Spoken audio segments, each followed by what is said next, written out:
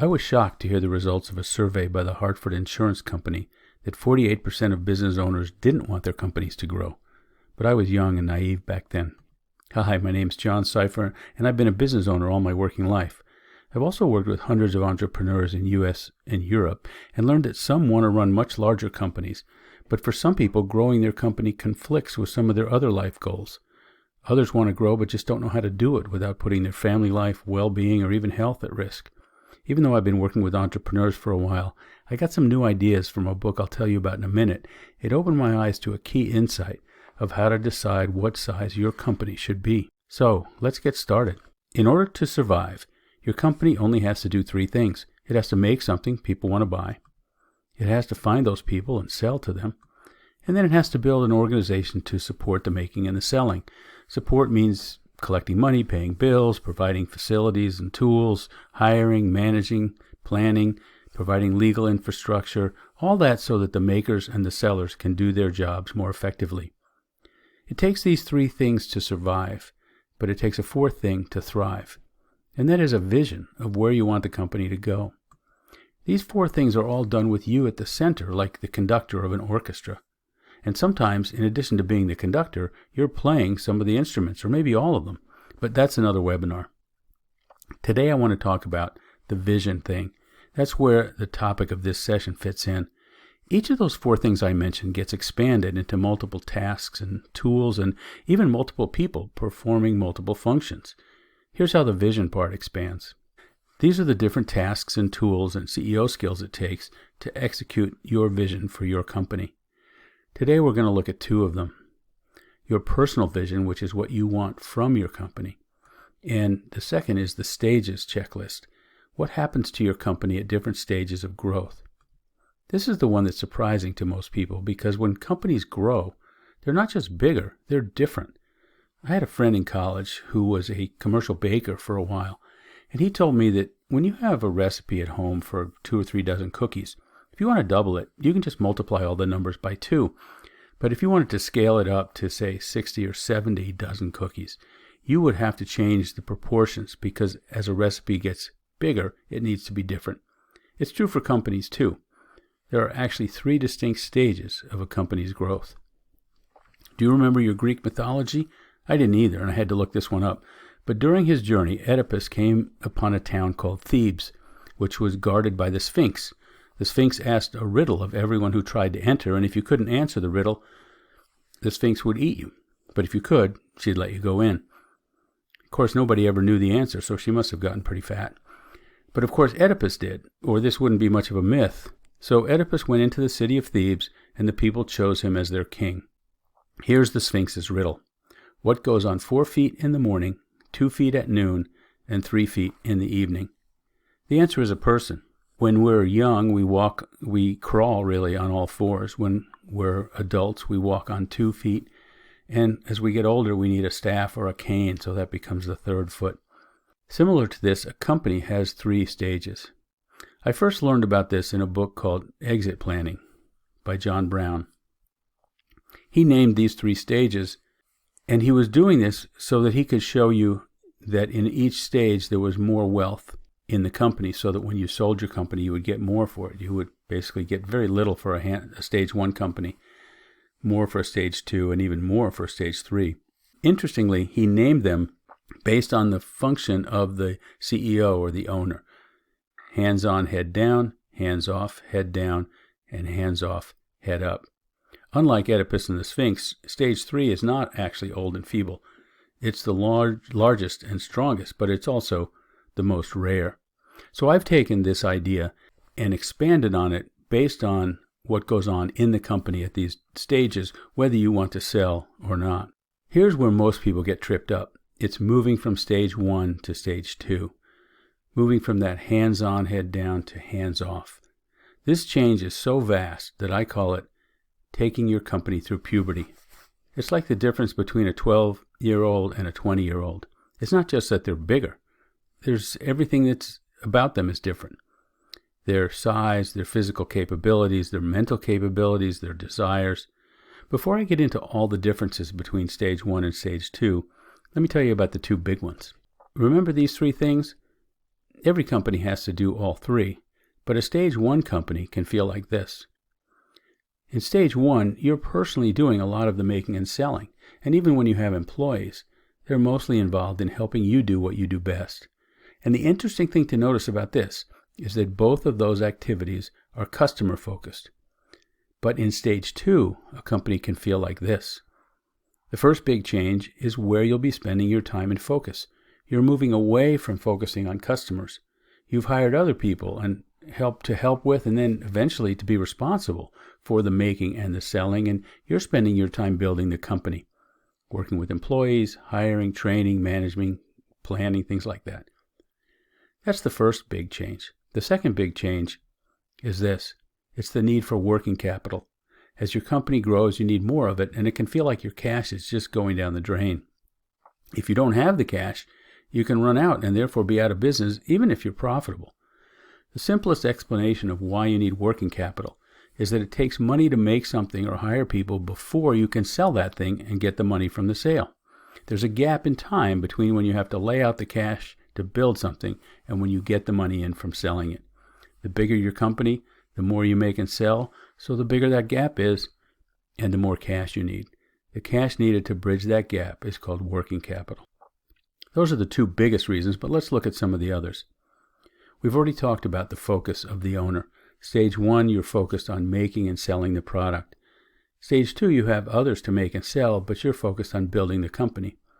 And stage 3, the organization becomes a regional or national or industry-wide powerhouse. So you're building the organization into a brand, and you often do that by acquiring competitors, buying other companies, getting into joint ventures, things of that nature. Let's look at the time where a CEO or owner spends. In stage 1, you're spending time with customers. In stage 2, you're spending time initially with employees, and then as you hire managers, you're spending time with the managers. In stage 3, you're mostly spending your time with industry leaders or joint venture partners. Your people, and by that I mean your employees, in stage 1, they're directed by you, the owner. In stage 2, you're moving from people to process. So you have put processes in place so you don't depend just on finding excellent people anymore, but you can take normal people and use better processes to provide excellent results and to also provide consistency across the organization. In stage 3, besides hiring managers and putting processes in place, you've hired directors, some of whom have profit and loss responsibilities for different parts of the company. Let's look at the energy, the emotion, the feelings that go on in a company. Well, stage 1, it's a roller coaster. You can have an incredible adrenaline rush when you land a project or make a big sale. And then when things go sideways, it can seem like you're going to be out of business. You can't make payroll. It can go from adrenaline rush to despair. Stage 2 is a lot more steady, although, of course, there are some ups and downs. There are some victories, some exciting times, and some things that don't go so well. But none of them seem to put the company at risk. In stage 3, those ups and downs are different at different parts of the company, even at the same time. Stage 1 finances are basically checkbook finances. It's cash flow accounting, basically. It means money comes in, money goes out, and if there's any left at the end of the month, hey, great, honey, we can go out to dinner.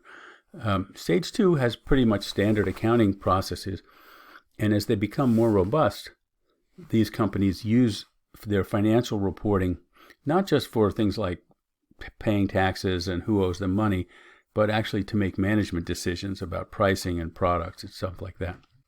Stage 3 has very sophisticated financial operations. They're using debt and equity because they're doing all kinds of things with acquiring other companies and joint ventures, etc. Planning in a stage 1 company is pretty much non-existent. You're basically looking at trying to get through the month or trying to get through this next project. Stage 2, at the beginning, they start to put annual plans in place, and then as they get more robust with that, they can break that into quarterly plans that fit into the annual plans. The trick about using a good annual plan is you have to be able to hold people accountable all year long. Stage 3 companies plan out 3 to 5 years or even more. In a stage 2 company, if you try to look out as much as 5 years, you'll find that the world is so different 5 years from now that you may not make any use of your plans. But stage 3, like I said, they do plan a lot further out because they have a lot more going on, and a lot of those projects take a long time to mature. Pratt & Whitney, which is a company that makes jet engines for jet planes, they do a 50-year business plan for each of their new engines. Of course, that includes how many parts that they're going to have to keep on order and keep making and do the maintenance, etc., for the life of those jet engines. That's not a 50-year plan for the entire business, but it is for that product. Stage 1 people can't really get time away without the business either coming to a halt or crashing. In fact, they own a job and not a company, as Michael Gerber said. They do it well. They can take time off, but business kind of stops while they're gone. Or if they do it poorly, it crashes while they're gone. Stage 2, it's quite possible to get away for business or personal reasons, or sometimes the owners or CEOs have other endeavors going on as well. Maybe other businesses they run or other things they're involved in, and it's fine for them to get away and do those. By stage 3, business travel is often required because of the national or regional scope of the organization. Stage 1 companies don't have many advisors. They typically have a CPA that they only use for taxes, and they may have a payroll company. But for them, investing in an advisor would feel like a waste of money. In stage 2, they realize that investing in the right advisor at the right time is actually an investment in the future. So they typically have a coach. They may have a lawyer. They may have 2 or 3 lawyers that specialize in different things like employment law or transactional law. Their CPA gives them more than just taxes. They typically depend on them for advice or to be an actual CFO.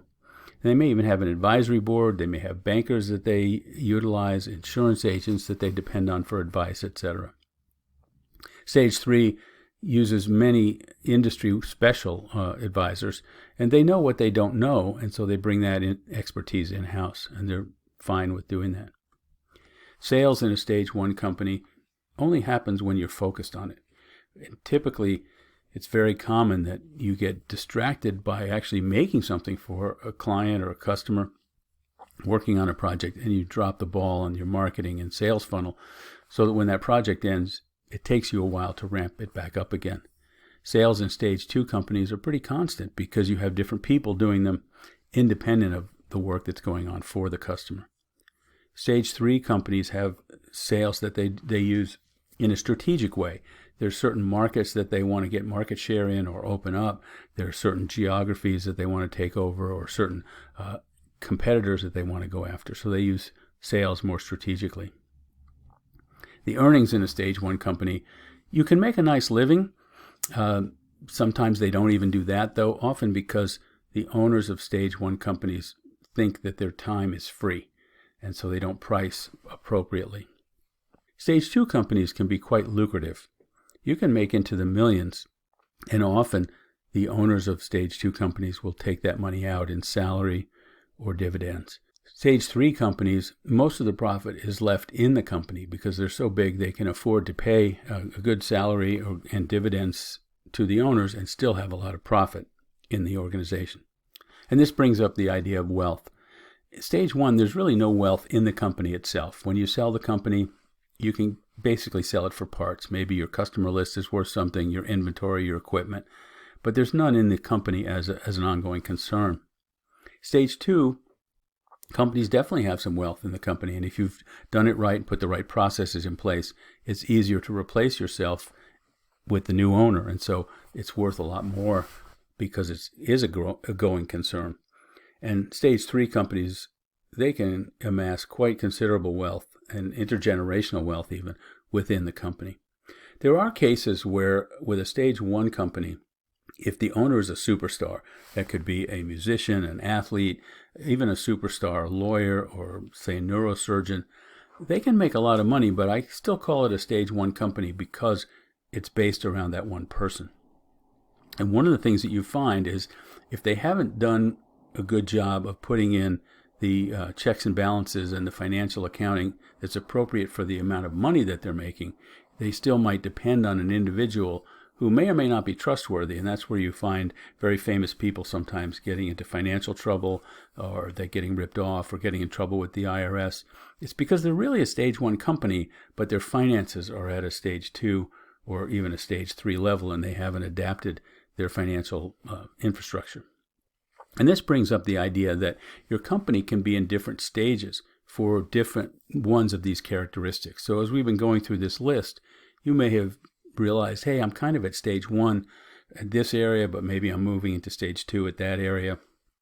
So I put all these characteristics in a checklist. And if you'd like this handout, you can get it through my email. And basically what it does is it lists all these and has some extra insight about how you can decide where you're at and which way you want to go in your company. So I know I haven't answered this question, should you grow your company? And that's because I really don't know what you want. When I start with a client, the first thing we do is we say, if your company was a genie and could give you unlimited wishes, not these 3 wishes where the third one has to be, I want a lot more wishes. It's called the 20 questions exercise. What do you want from your company? Obviously, people want money. But some people want other things. Some people want to leave a legacy. Some people don't. Some people want to travel. Some people don't.